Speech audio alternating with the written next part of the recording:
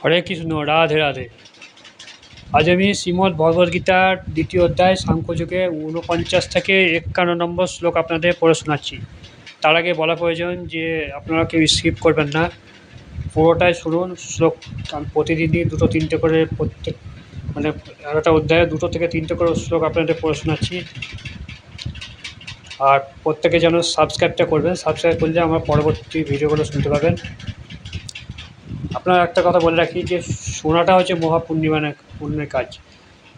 আপনার যদি গীতা বা নিজের পড়ার সময় না থাকে, আগেও বলেছি, তাহলে আপনার যদি আমার প্রতিদিন তো ভিডিও আপনাদের পাঠাচ্ছি, এগুলো আপনি শুনলে পরে মহাপুণ্য লাভ করবেন, ভগবানের কাছে যেতে পারবেন, ভগবানের আশ্রয় লাভ করবেন। ফলে আপনারা যদি সময় না থাকে তাহলে আমারটাও অন্তত শুনেন।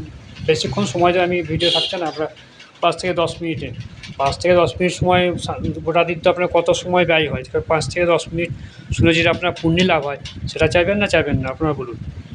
যাই হোক, আপনারা সবই তো বুঝেন। আপনারা একটা আমাকে আশীর্বাদ করবেন যাতে আমি এগিয়ে যেতে পারি, আর আপনাদের আমি পুরোটা গীতা পাঠটাই যেন পুরোটাই শোনাতে পারি, এটা যেন আশীর্বাদ করবেন। আর আমিও চাই যাতে আপনারা ভগবানের পুণ্য লাভ করুন। এবার আমি শুরু করছি। ৪৯ নম্বর শ্লোক, শ্রী শিল প্রভুপাদের গীতার গান।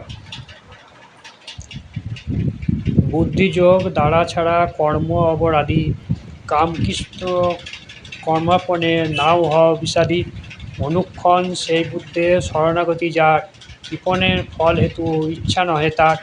অনুবাদ: হে ধনঞ্জয়, বুদ্ধিযোগ দ্বারা ভক্তি অনুসরণ করে সকাম কর্ম থেকে দূরে থাকো।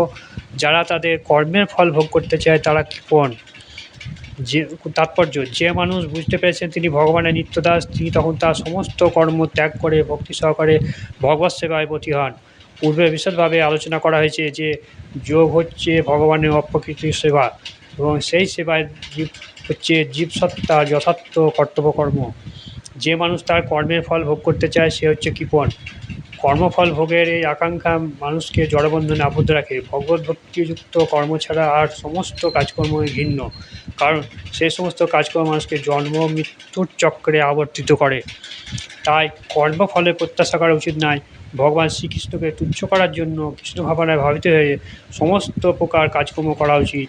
বহু কষ্ট স্বীকার করে অথবা অসীম সৌভাগ্যের ফলে কৃপণ যে ধন সম্পদ অর্জন করে, কীভাবে তাই ব্যয় করতে হয় তা সে জানে না। সকলে উচিত কৃষ্ণ ভাবনাময় কাজকর্ম সমস্ত শক্তি নিয়োগ করা, তাতে জীবনে সার্থকতা আসবে। কিন্তু দুর্ভাগ্যবশত হতভাগ্য মানুষেরা এই অমূল্য সম্পদ পাওয়া সত্ত্বেও ভগবানের সেবায় ব্রতী না হয়ে কৃপণের মতো অমূল্য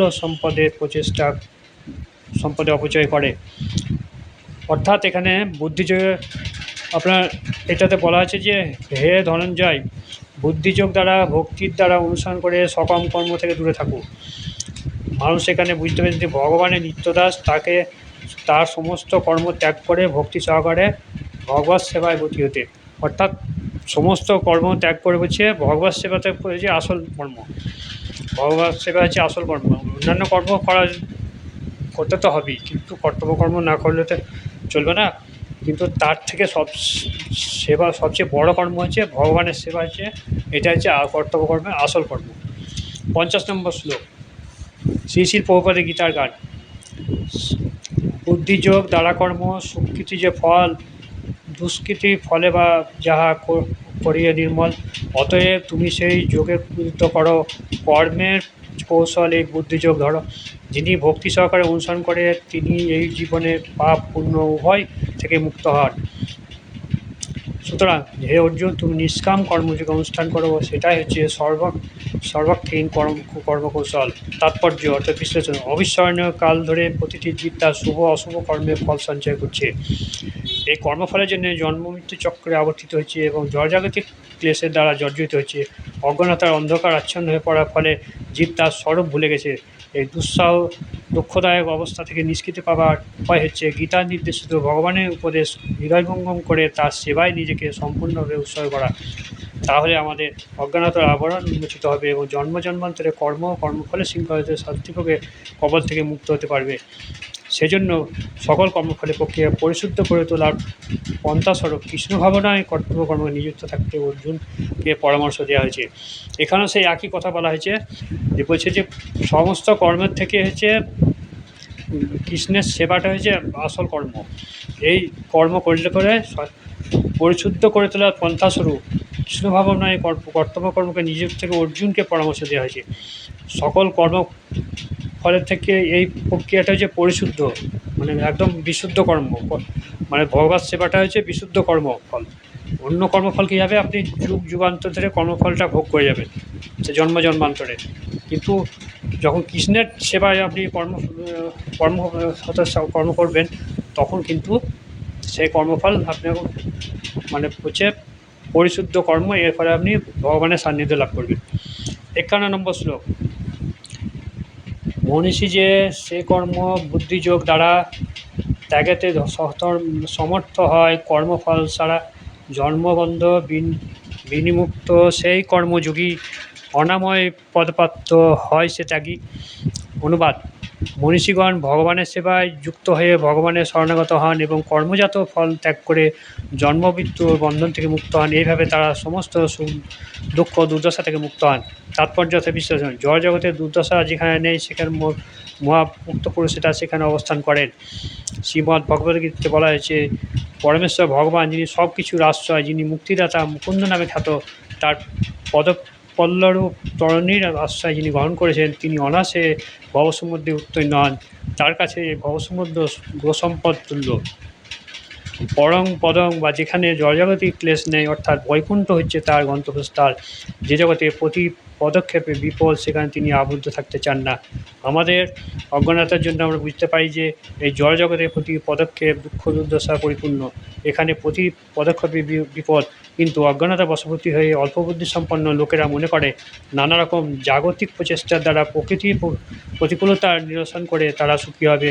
তারা জানে না এই জড়জগতে কোনো জীবই জন্মমৃত্যু, জরাব্যাধি ইত্যাদি ক্লেশের থেকে রেহাই পেতে পারে না।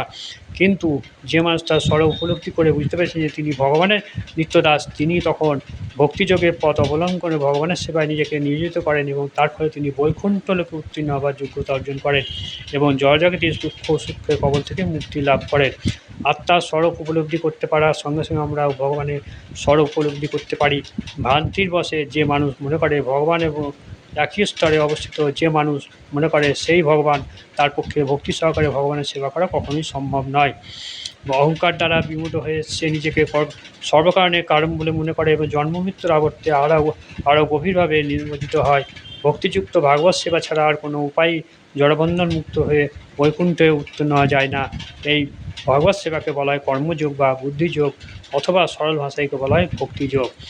আচ্ছা, এখানেও 51 নম্বর শ্লোকে আমরা কী দেখতে পেলাম, যেখানে যে মানুষ তার স্বরূপ উপলব্ধি করতে বুঝতে পেরেছে তিনি ভগবানের নিত্যদাস, অর্থাৎ যে ভগবানের নিত্য সেবা করে তিনি ভক্তি যোগের মাধ্যমে বৈকুণ্ঠ লোকে যাত্রা করবেন। তার মানে কি, ভগবানের সান্নিধ্যে একদম বৈকুণ্ঠ লোকে, স্বর্গলোকে, বুঝলেন, স্বর্গলোকে যাত্রা করে বৈকুণ্ঠ ধামে যাত্রা করবেন এবং তার এই জন্ম মৃত্যুর আবর্তন থেকে মুক্ত হবে। অর্থাৎ পরে জন্মে মানুষ হবে না, গরু হবে না, ভেড়া হবে না, ছাগল হবে, এগুলো হবে না, একদম বৈকুণ্ঠ লোকে যাত্রা করে ভগবানের সান্নিধ্য লাভ করবেন। এইটাই হচ্ছে 51 নম্বর শ্লোকের মেন উদ্দেশ্য, অর্থাৎ ভগবত সেবা করতে বলছে। আপনি যে কাজই করুন ভগবত সেবা মন প্রাণ দিয়ে করলে পরে আপনার দুঃখ কষ্ট দূর হবে, তারপর বৈকুণ্ঠ লাভের একটা পথ তৈরি হবে। আমি ঠিক বোঝাতে পারলাম কি জানি না, আপনারা মতামতটা জানান। আর শেষে লিখবেন জয় শ্রীকৃষ্ণ, রাধে রাধে, নমস্কার। আমার এটা ভিডিও যদি ভালো লাগে তাহলে লাইক, শেয়ার এবং সাবস্ক্রাইব করবেন। এখানে শেষ করছি।